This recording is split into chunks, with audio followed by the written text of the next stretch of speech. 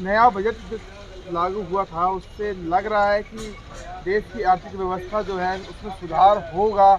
और निर्मला सीतारमण जी का भी बयान आया है कि 2023 के इस बजट में पूर्णतः रिकवरी हो गई है आर्थिक व्यवस्था को लेकर के। पूर्णतः रिकवरी हो गई है। अगर पूर्णतः रिकवरी हो गई होती तो 5 ट्रिलियन के अंदर शामिल हो गया होता भारत। आज भी उसके लिए कसमकस भारत की आर्थिक व्यवस्था विश्व की आर्थिक व्यवस्था से लड़ाई में है। और जिसका वादा उन्होंने अमृतकाल के लिए किया था कि अमृतकाल में भारत आर्थिक व्यवस्था में 5 ट्रिलियन कवर कर लेगा और भारत विश्वगुरु बन जाएगा। आज भारत वहीं का वहीं है और उसके निचले स्तर पे है, निम्न स्तर पे है। आज जिसकी बात कर रहे हैं बजट में ना तो घरेलू महिला जो महंगाई की मार झेल रही है उन पे बात नहीं की गई, खाद्य सामग्री की जो कीमतें उनको बढ़ा दी गई, ट्रांसपोर्ट की जो चीज़ें थी ट्रांसपोर्टेशन चार्जेस बढ़ा दिया गया, एक्साइज ड्यूटी बढ़ा दिया गया। इस पे तो निर्मला सीतारमण जी ने एक भी बात नहीं कही और ना ही गोदी मीडिया ने कहा इस बात पे, मैन स्ट्रीम की जो मीडिया है।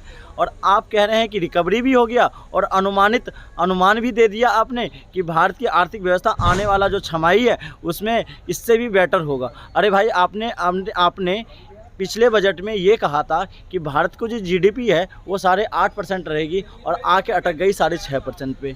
और आपने फिर से एक अनुमानित दे दिया आंकड़ा कि भारत की जीडीपी दुनिया के जीडीपी से सबसे ज़्यादा होगी और 7.5% होगी। और 7.5% का ही है तो 5.5 और 4.5 पे ना आ जाए, इसका शंका लगता है। योजना के तहत किसानों को लाभ तो मिल रहा है ना, किसानों जो है खुशहाल हो रहा है, किसानों को बाकायदा लाभ मिल रहा है, योजनाएं मिल रही हैं, तरह तरह की सुविधाएं मिल रही हैं। किसान निधि योजना के लिए आप जिसकी लाभ बता रहे हो, किसान आज एमएसपी की मांग के लिए हर दर खटखटा रहा है, सरकार का सदन का दर खटखटा रहा है और ज़मीनी स्तर पे अपना आवाज़ उठा रहा है। उसकी आवाज़ एमएसपी के लिए जानी रही है। आंदोलन हुआ इतना बड़ा और उन्होंने बस एक मुखौटा देकर अपना बयान दर्ज करवा कर और आश्वासन देकर फिर जाके सदन के अंदर और 7 RCR में जाकर बैठ गए और उसके बाद किसानों के लिए कोई कार्य नहीं किया। और ढोल बजाने से सदन में कि किसान के लिए हमने किसान निधि योजना ला दिए हैं और इससे किसानों को काफ़ी लाभ हुआ और काफ़ी लाभ होगा, इससे वास्तविकता झलकती नहीं है। लेकिन देश की आर्थिक व्यवस्था में सुधार हुआ ये तो हकीकत बात है, निर्मला सीतारमण ने भी कहा है। और 2024 में इसका जो अनुमान है वो देखा जा रहा है कि बहुत तेजी से ग्रोथ करेगा, बढ़ेगा अनुमान हमने तो 2014 से ही अनुमान देखते आए हैं। उन्होंने हमेशा यही कहा था भारत की जनता से और किसानों से, खासकर उन्होंने क्या कहा। निर्मला सीतारमण कह रही है तो आज किसानों को आत्महत्या करने की ज़रूरत क्यों पड़ रही है? 700 किसानों की शहादत हो गई, उनके लिए एक बार भी नहीं आपने सदन के अंदर बातचीत नहीं किया, वार्ता नहीं किया विपक्ष की पार्टियों के साथ। आपने उनके लिए एक भी ऐसा योजना या उनके लिए ऐसा कोई अनुमोदन नहीं दिया जो 700 किसानों की शहादत हुई है, जिनके परिवार के कंडीशन और स्थिति क्या है उस पर आप बात करते तो समझ में आता कि आप किसानों के साथ हैं, मुझे समझ में आता आपके जवानों के साथ है। महंगाई भी तो कंट्रोल की जा रही है ना, महंगाई दर आपने महंगाई कंट्रोल आप कह रहे हो कि हीरे का दाम कम कर देने से, मोबाइल के दाम 2% कम कर देने से और सोने के दाम पे और हीरे से और चांदी से और इस्पात से अगर देश चलेगा तो क्या खाद्य सामग्री से देश नहीं चलेगा? आपने ट्रांसपोर्टेशन का चार्जेस बढ़ा दिया, एक्साइज का चार्जेस बढ़ा दिया और खाद्य सामग्री की कीमत बढ़ा दी और आपने एक बार भी बात उन पे नहीं किया और आप कहते हैं महंगाई कम होगी। अरे भाई 400 का सिलेंडर आपने 1100 के कह दिया और उसमें खुद थोड़ा बहुत छूट दे देते तो देश की जनता मानता कि हाँ महंगाई में काम कर रही है। आज घरेलू महिला जो है, जो किचन का एक मैनेजर होती है, घर की एक मैनेजर होती है, घर कैसे चलाती है, इसको आप और हम जो घर वाले हैं, जिनकी जो शादीशुदा है, जो समाज में रहते हैं, जो पारिवारिक है, वही समझ सकता है। जो पारिवारिक नहीं है वो क्या समझेगा इन चीज़ों का महत्वता क्या होता है, महंगाई का महत्वता क्या है? ठीक है, तो आप जिन लोगों की बात करें उनका रोजी रोटी चल तो रहा है पीछे के रास्ते से। आपने देश की संपत्तियों को बेच दिया और एक अडानी के रास्ते से आपका काम चल रहा है, लेकिन देश का बंदरबाट हो रहा है और देश गड्ढे में जा रहा है। जिस गड्ढे को भरने का है उसको खाई करते चले गए। विकास दर तेजी से बढ़ रही है भारत की जो जीडीपी है उसमें भी ग्रोथ हो रहा है। आप मैं विकास दर की ही बात कर रहा हूँ, मैं किसी और की बात तो नहीं कर रहा हूँ। निर्मला सीतारमण ने क्या कही थी पिछले बजट में कि हमारा जो अनुमानित विकास दर होगा 8.5% होगा और आपने 2014 में जब आए थे तो आपने ये कहा था कि हमारा जो विकास दर पूरी दुनिया में सबसे ज़्यादा विकास दर होगा और 10% दहाई के नीचे होगा ही नहीं।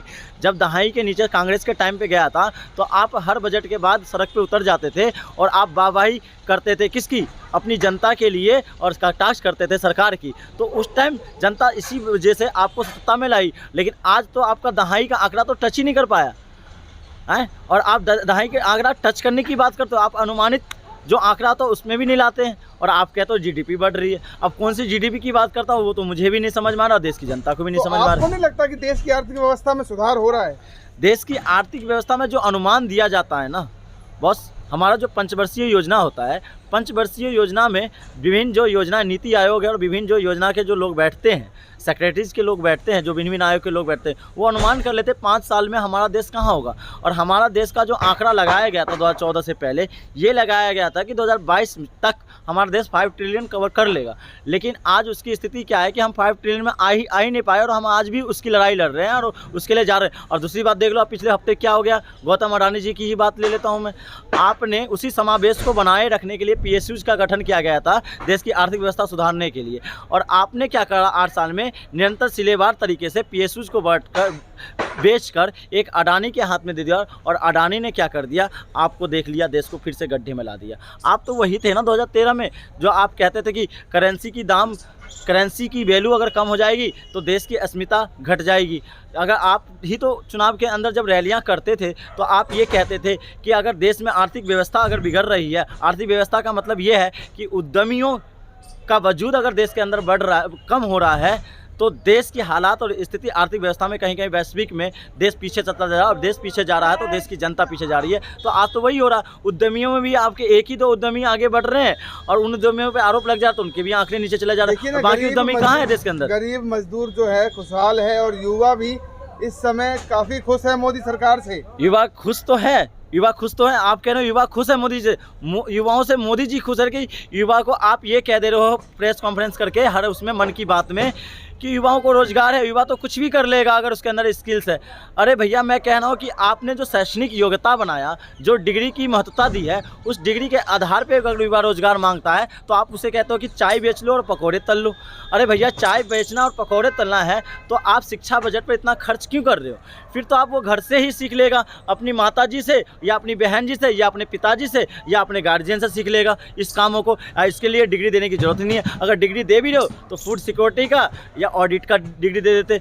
आपको इतनी सारी डिग्रियां, टेक्नोलॉजी में इतनी सारी डिग्रियां लाने की जरूरत क्यों पड़ गई आपको? रिसर्च में इतनी डिग्री लाने की जरूरत क्यों पड़ गया आपको? और आपके तो कुछ भी कर लेगा युवा।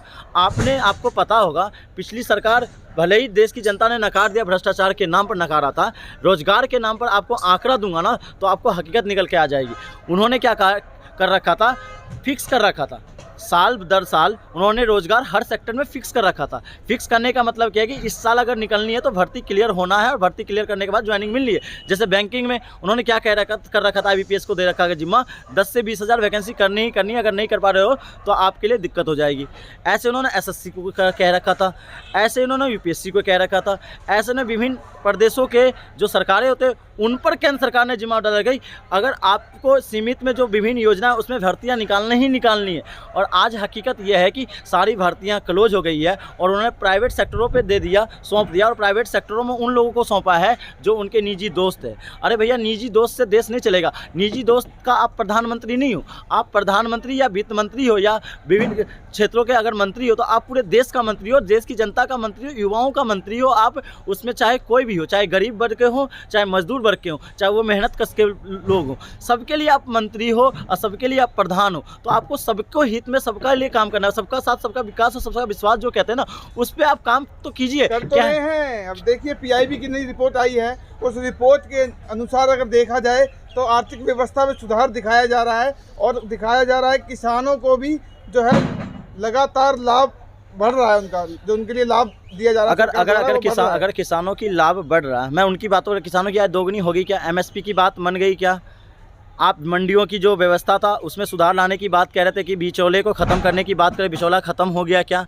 आज कल ही किसान फिर से तंबू लगा के मुजफ्फरनगर के अंदर बैठ गया है और आपको पता ही नहीं चल रहा। आपको अगर किसान इतना खुश है तो किसान आज आत्महत्या करने पर क्यों मजबूर है?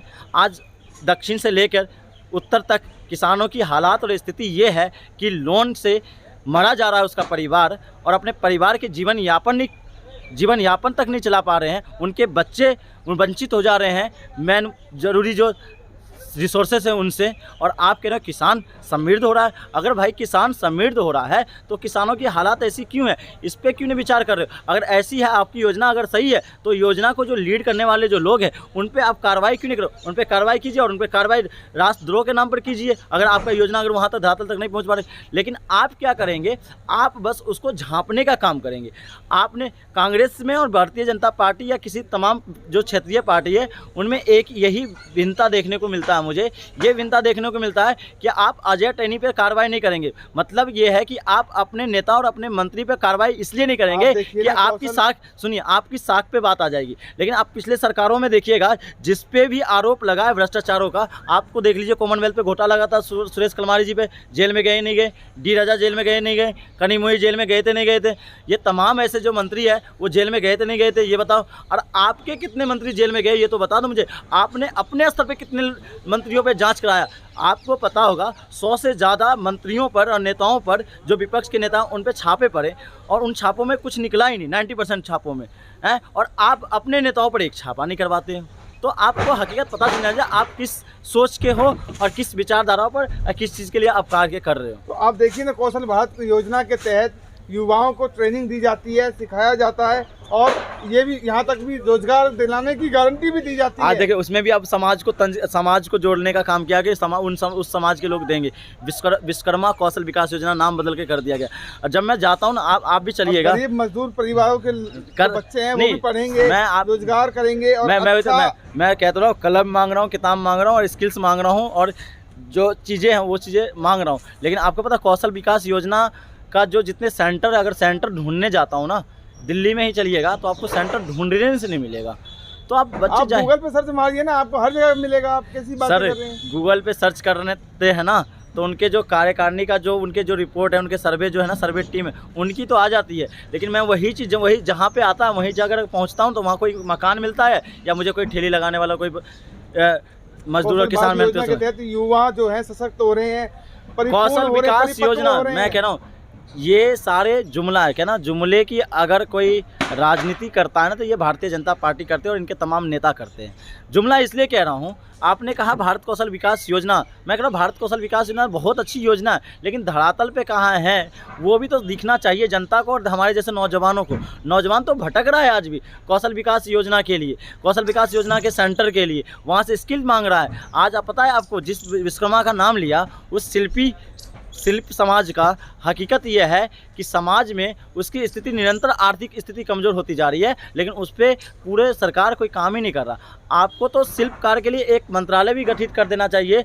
मंत्रालय है आपके हर चीज़ का मंत्रालय, फर्टिलाइजर मिनिस्टर, हर चीज़ का मंत्रालय, उस पर भी एक मंत्रालय गठित करके उस पर काम करना चाहिए। और आपके जो मेहनतकश लोग हैं उन पर निगरानी करना चाहिए, उनके साथ कौन लोग दुराचार कर रहा है, उनका कौन लोग शोषण कर रहा है और उनसे कैसे निजात पाया जाए। लेकिन आज देश के अंदर ऐसा कोई हो ही नहीं रहा।